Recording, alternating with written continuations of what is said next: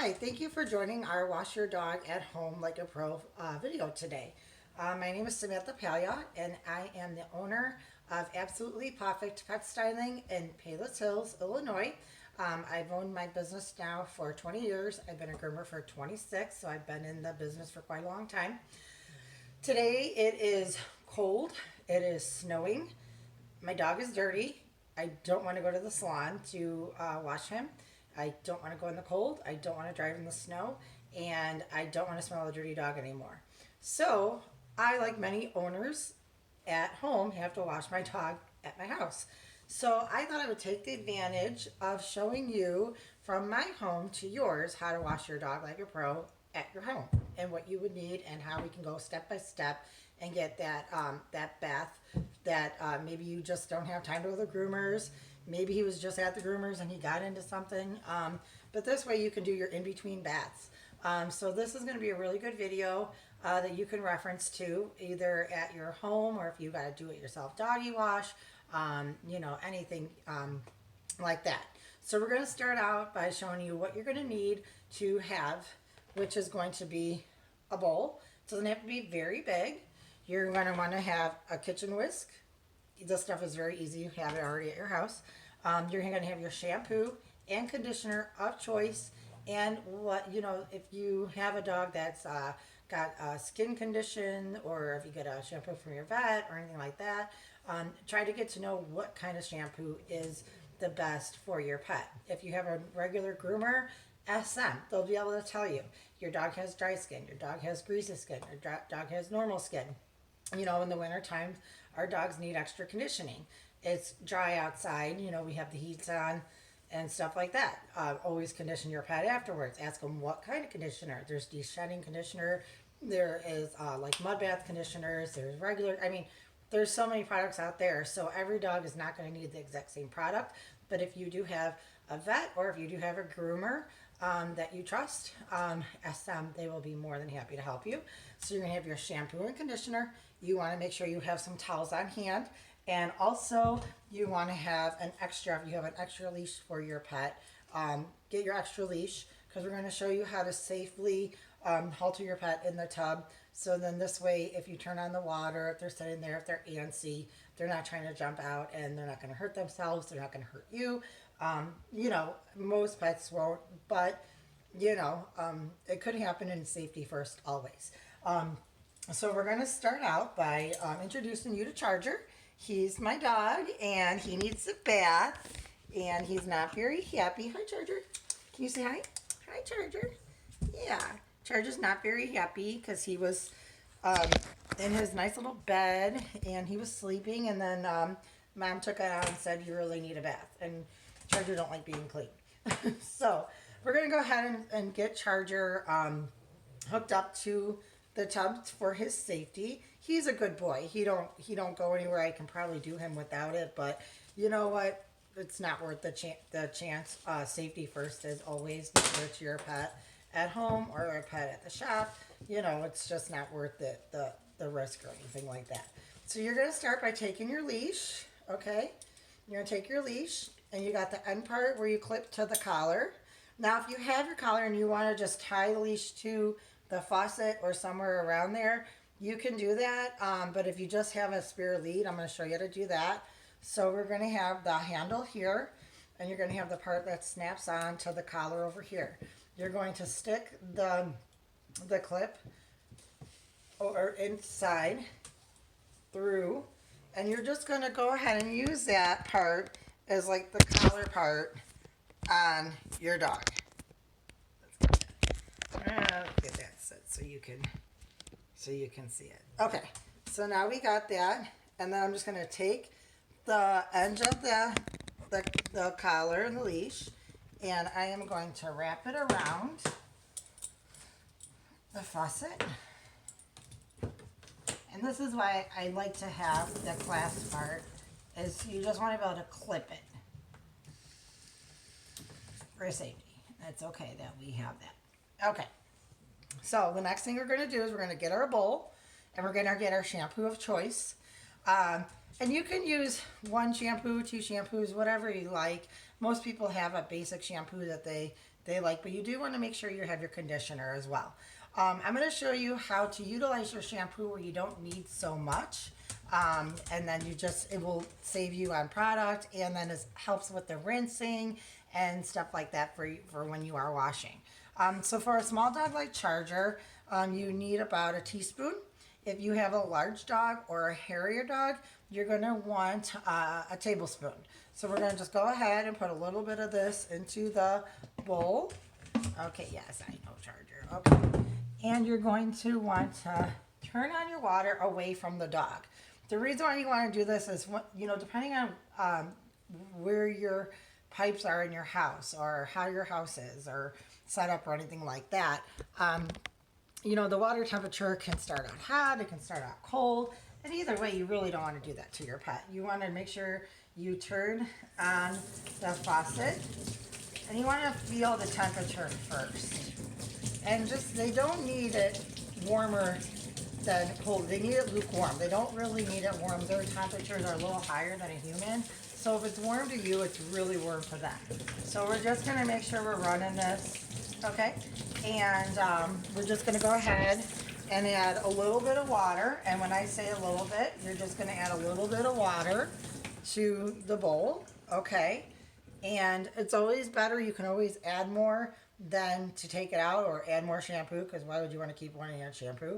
You're going to take your whisk, and we're just going to whisk it up, kind of like if you're making scrambled eggs, or at the shop they're like, we're making pancakes, And this is going to get a nice little froth to it. I'll show you if you can see it. Got a little froth to it.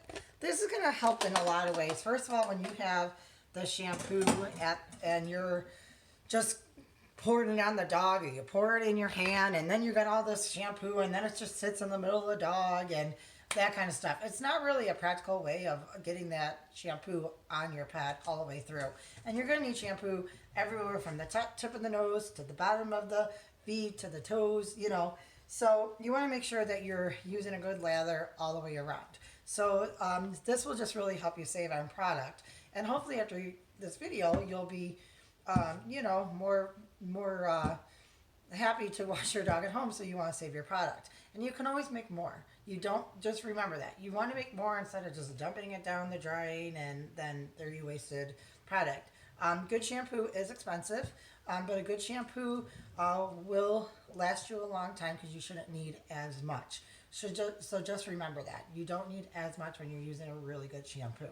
So with that said, we're going to go ahead and I'm going to just go ahead and start with this. And the one thing about the reason why we froth it, this is called the frothing method. The reason why we start with the frothing method is when you take it and you put it in your hand, okay, you see how it doesn't drip? Oop. See how it's not dripping? So you're not just going to have shampoo all over the place, okay? So we're going to go ahead and we're going to start. You're going to turn on that water, and you want to feel the temperature of the water prior to you putting it on your dog. So go ahead. And I did that. So I'm just going to wet the dog down everywhere. You want to get them nice and... Now, if you don't have a setup like this, where you have an actual sprayer, it helps. Believe me, it helps a lot. But if you don't have one, you can use a big cup and put water in there and wet the pet down. It's easier than trying to stick the dog just right underneath the faucet. I was very lucky that my husband put this in for me, because before I was washing these dogs in the bathtub upstairs, and that was not fun. And my back was not liking that at all. So there we go. We're going to go ahead now, and we're going to start putting the shampoo on. Give a little shake there. Yes, I know. Put a little shampoo on. And the nice thing is, you can see how a little bit goes a long way. You're really seeing how, you can see it's frothing up. And all I did was just take a little bit on my hand. And you want to make sure that when you do this, you get underneath, you want the top, you want to get around the back, And the first time I wash a dog, he's really dirty. Like I said, he really needs a bath. I'm just trying to get some of this initial dirt off of him, okay? So I can always add more shampoo if I need it, because I'm going to go ahead and apply shampoo twice to him. So I'm just trying to get a little bit of a lather, just to get some of this. Turn around. There you go. Good job. He needs a haircut as well, but that's for another day. Right now, you want to make sure, like I said, we get underneath. And don't forget about those feet. We got to make sure that when we're doing this, that we are getting those feet. Try to get where you can see them a little bit better here. Here you go. See, now he wants to try to get out, so it's kind of a good thing that we got him tethered there a little bit, so he can't get out. Okay, so I'm gonna take and make sure I get his feet real good. See how I'm getting that? Because their feet are usually the dirtiest part. Okay, so I got them all nice and lathered up. Okay, notice I didn't do his head or his face yet. I leave the head and the face for the end because I like to really scrub those faces, and I want to be careful that no soap is dripping into his eyes or anything like that. So I do my head and my face last. I do that actually right before I rinse off the conditioner. So don't think I forgot the head. I do this whether I'm at the salon or I'm at home with my own dogs. So I'm going to go ahead. I'm going to get the rinsing going. I'm going to explain a couple of things. Like I said, the first time I'm rinsing, you know, he's just so dirty. With the holidays and everything, we were busy, and then, you know, it's just been one thing after the other. So he's a little overdue for a bath. So he's a little dirty. So I'm just, like I said, rinsing him off. Just trying to get it where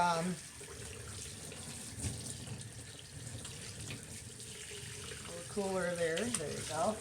And always be mindful of your water temperature.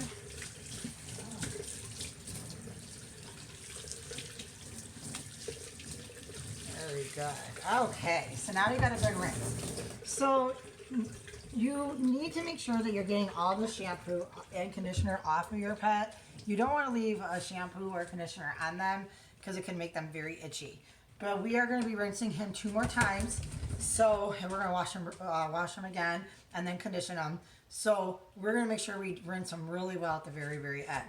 He has, Charger has some hip arthritis in his hips and his legs. He had surgery when he was a puppy, and now he is 11. So now he is having some issues where he's limping a little bit. So I'm going to use a hip and joint shampoo. This really helps. It's almost like a Bengay for his muscles in a shampoo. With this shampoo and most other shampoos, you should always try to leave the shampoo on your pet for at least 5 minutes.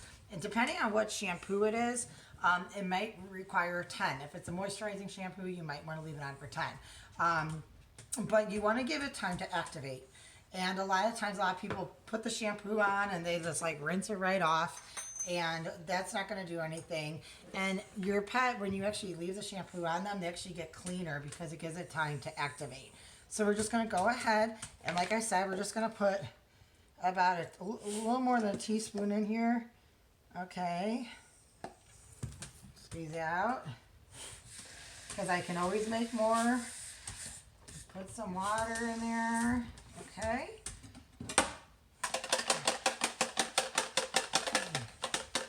Rip it around, get a nice little froth going. This stuff smells really good too. It's really refreshing. We have it at the shop, and a lot of clients like it for their pets. So, and I actually got it because we had huskies that needed it, and I was like, that ain't gonna work, and honestly, it's great. So we're going to go ahead and I'm going to start applying it on.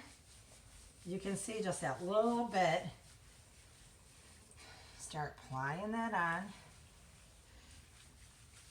And you can see that too. When I was rinsing them, the shampoo was really easy to rinse off. If you have a shampoo that is thick, or you have a thick conditioner, especially with the conditioners, sometimes those conditioners and those shampoos can be really hard to get rinsed off.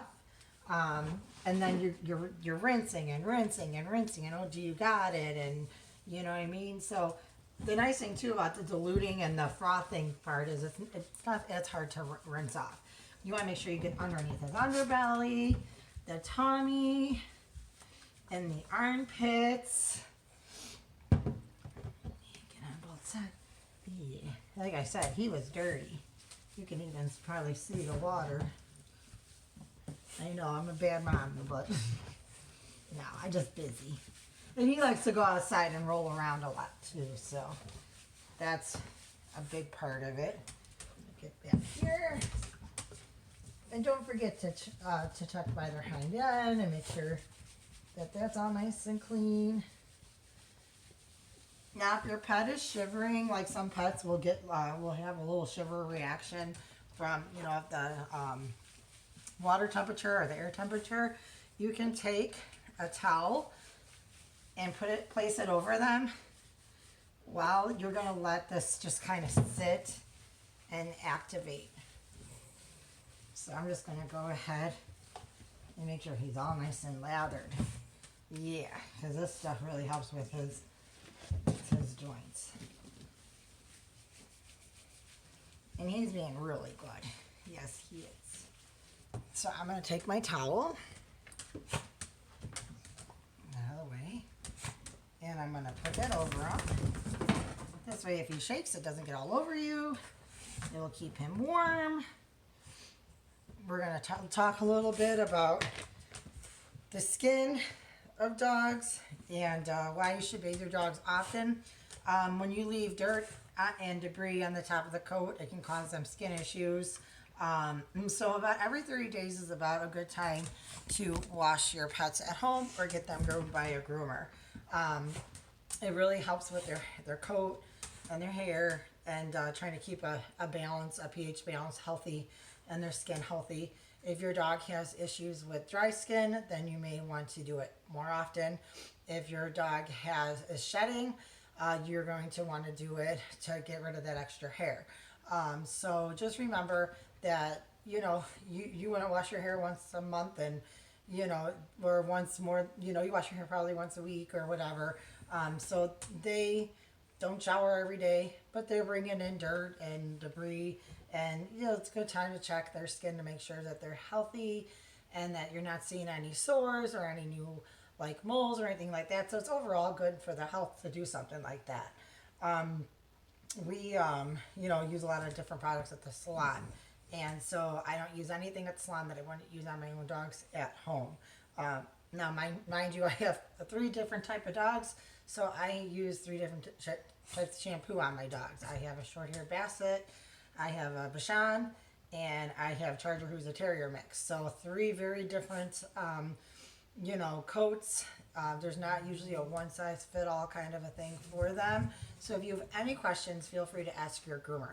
If I'm your groomer, feel free to ask me, and I'll be happy to help you in any way I can, or any of our you know, people at the salon will be more than happy to help you in any way we can possible. You know, I'm hoping to do more of these DIY things for your pet care coming up, you know, to help you guys maintain your pets at home. With 2020, I know everyone kind of got, wow, you know, you guys were closed and my dog's nails were long, or he needed a haircut, or he needed a bath. And, you know, maybe if we teach you some maintenance at home, you know, we can all get through, you know, things easier. Hopefully there's never another issue again. But, you know, and it's good for your pets. It's good for your pets to keep them maintained and in proper care. And that's brushing them and bathing them and conditioning them and exercising them. I mean, it's just not grooming. It's a lot of it. So, you know, hopefully this will be the start of a once a month kind of DIY your pet, you know. So with that said, we're going to go ahead and start rinsing Charger off. We gave it time to activate. Okay, so let's go ahead. Once again, there's Charger. Always feel that temperature first, because mine always starts out a little warm.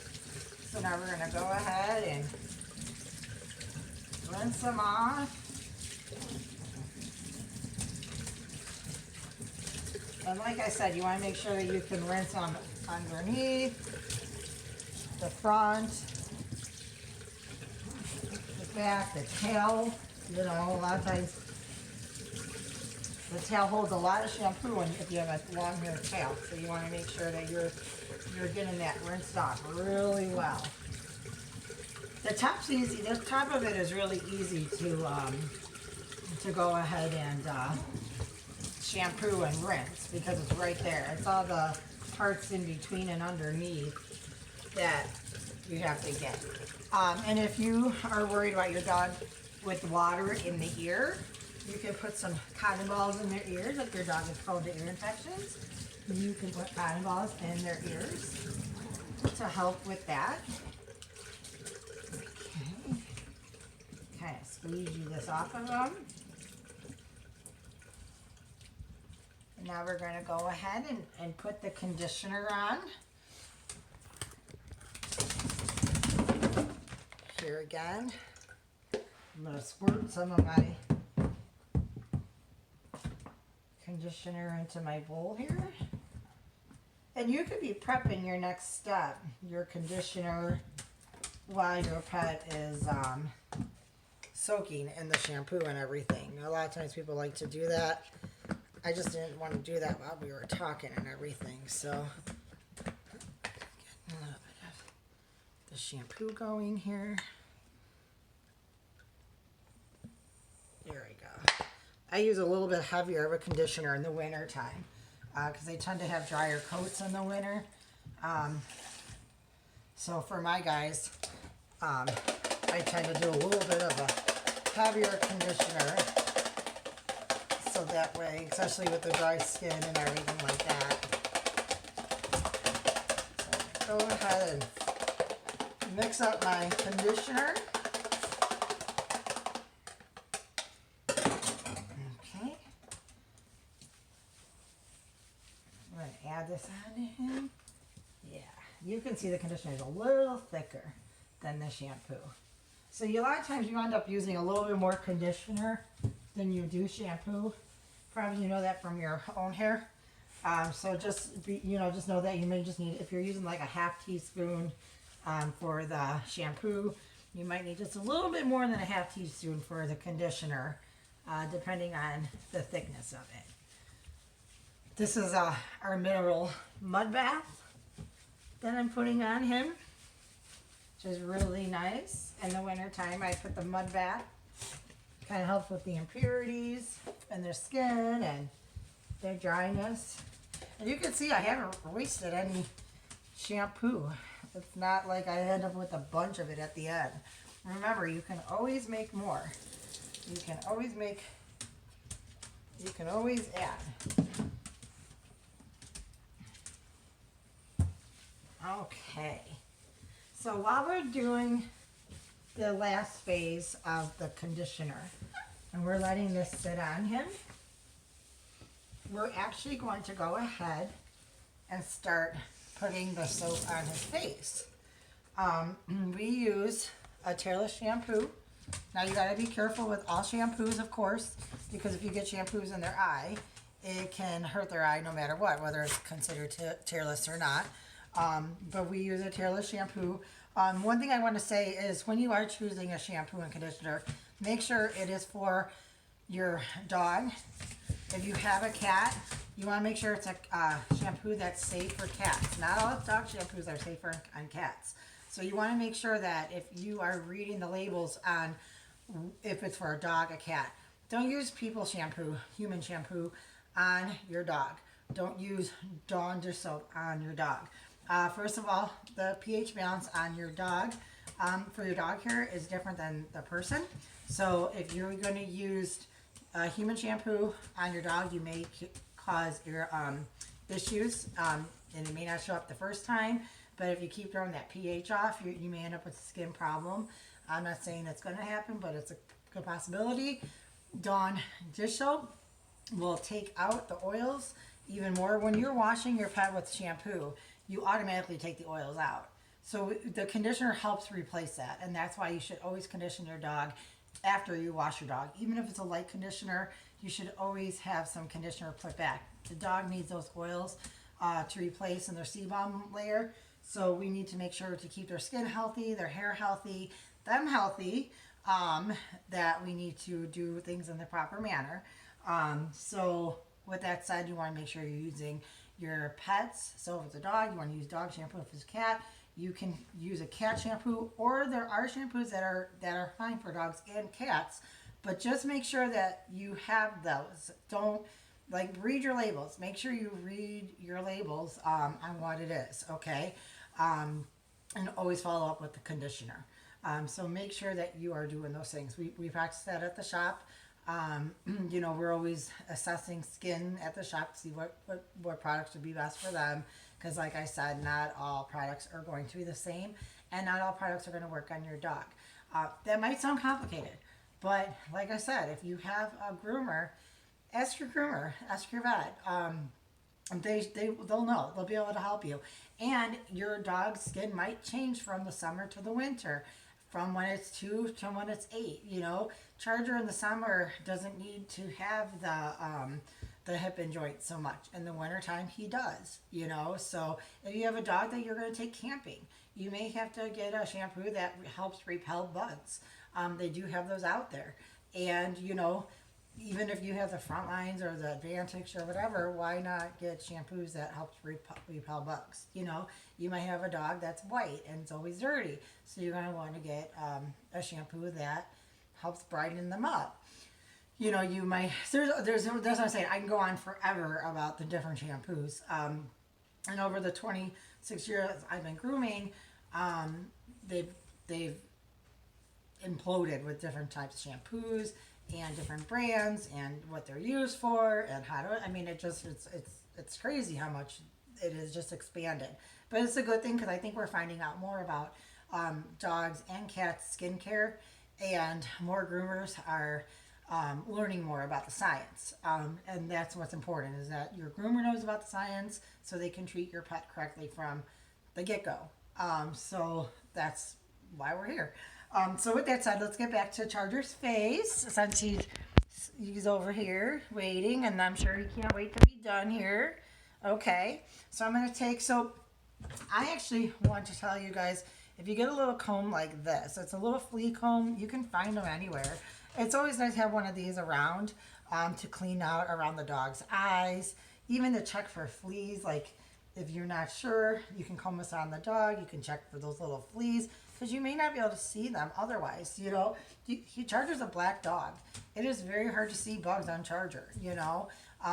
He's only got a few spots like on his tummy where it's light enough where I can actually see it. So unless I know the signs, which luckily I do, I just want to make sure that he's free of any bugs or anything like that. But a nice little comb, if you're not sure if your dog is itching a lot, take your comb and check for any bugs. But you can also use it. He gets these things in his eyes, and he's a Shih Tzu mix, so no matter how much I try to keep him clean, no matter how short I do his eyes, and I do them all the time, it seems like he's always got these little eye things going on here. And so we're gonna go ahead and you can do two things. I always start when they're just wet, because you want to be careful with putting shampoo around the eye. Okay, so I just start, because usually when they're wet, it's okay. Yeah, usually when they're wet, it makes them soft, so you can really clean up in that corner of the eye. But you do need to be very careful. You don't want to poke your dog in the eye with anything like that. You can also take your fingers, if you got stubborn, if you're kind of nervous about sticking a comb, and you can pull them out if you're comfortable doing that. I got the most of it. I'm just checking to make sure that there's nothing like stuck in there. Because once again, anytime you're using anything on the face, you want to be careful that we're not getting it in the eye. One thing that's great to have around your house is pet safe eye wash. Your dog can get a hair in its eye. If you're washing your dog, shampoo in its eye. Follow up with that just to make sure. That's always a good little tip. In fact, I do have some in my home, because let's face it, if they shake, you don't know, and then they have eye, dog hair gets in their eye, just anything. So it's always nice to have on hand some eye wash for your pet's eye. They do have eye washes that can go for the outside of the eye and stuff you can use for your inside. I make sure, again, you get a dog a pet safe eye wash. Okay, so with that said, I'm going to go ahead and start washing the top of Charger's head here and get his ears. And he don't really have problems with the ear infections. My Basset Hound does. So usually when I wash my Basset Hound, I'll put cotton in her ear, and I always make sure I use her ear wash, which is right here actually. That helps dry out that ear. And then you want to make sure, and a lot of times I like this. They're getting petted on their face. I'm rubbing his face. Yeah, Charger, as much as he doesn't like the bath, he really likes when I do this to him. So we're just going to clean his face. And their faces get really messy. Okay, and then I'm just going to take some of this shampoo I have. You can froth this. Since he's got the eye boogies and his face was dirty, I just use it full strength, but you can froth that as well if you want to. He's got so many crevices in his face, I just like to use it full strength. And then I'm going to take my thumbs and I'm just going to rub this right on his face. Don't ever take the shampoo and pour it right on their head. This dog's going to shake his head, it's going to go in his eye, it can run off. Depending on the thickness of the shampoo, it can run off. This is a specific for face. This is actually a blueberry facial. We have a couple different facials we offer at the salon. And the reason why they're different is because they are tearless. Like I said, just because they're tearless doesn't mean that they're safe to get in the eye, but it's safer. So you should always avoid any shampoo in the eye, I know some people used to use like the baby shampoo, Once again, the pH balance is a little bit different, so you really don't want to do that. Go get yourself a pet safe shampoo. And you might have a shampoo that is tearless and you can use on the whole body. That's fine. You can do that as well. The hip and joint one is not, so I just choose to always use a separate shampoo for the head. Plus, I really like the smell of it. It smells really good. So that's the other reason why I tend to like it. Okay, so with that said, Charger now has been sitting in his mud bath plenty long since I've had my little conversation and education part with you. So we're going to go ahead and rinse him.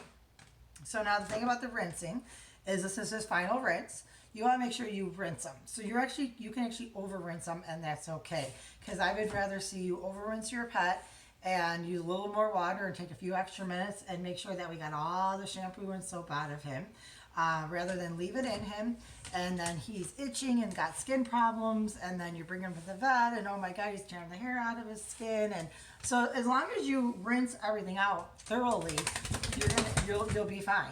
He'll be fine. You'll be fine. And I always start at the top of the head, and I'm going to start on the top and put his head backwards so that way the water runs down. And just remember that the water is going to run down. So this time you're going to go ahead and we're going to make sure that, let's show you how this is going to go. The water is going to run down. So you're going to start from the top and go in the back and go to the bottom both ways. So all the soap goes down the drain and it doesn't, you don't miss spot and then go back over it kind of thing. So let's go ahead and test our water one more time. Okay. So we're going to go ahead. Warm it up a little bit. You see how I'm just tilting his head a little bit. And we want to make sure. And I got my hand in front of his ear, so the water is not just going directly in his ear. Just kind of letting that water run off his ear. And you're going to use your hand to go ahead and get that shampoo and the conditioner off the skin.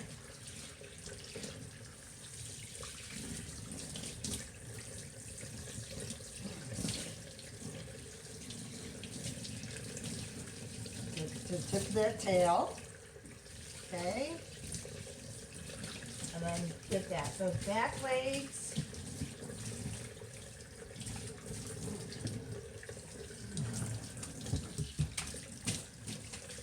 Yeah, he's rinsed, the water is rinsing real clean right now.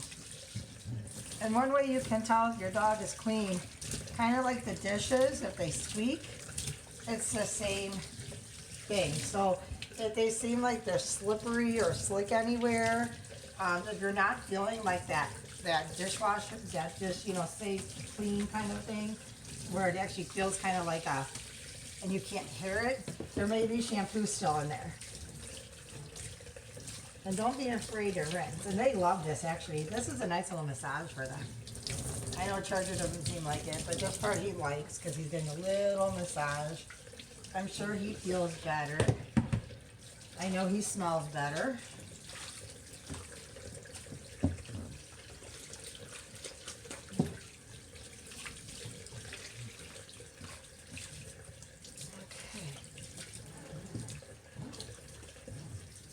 And I just try to get him stand up too if he's in the tub to let that soapy water go down the drain. Because you know he's going to want to sit down as soon as you give him a minute to go grab that towel. So we just want to make sure that soapy water is down that drain. One more rinse. You can see how much I'm rinsing it.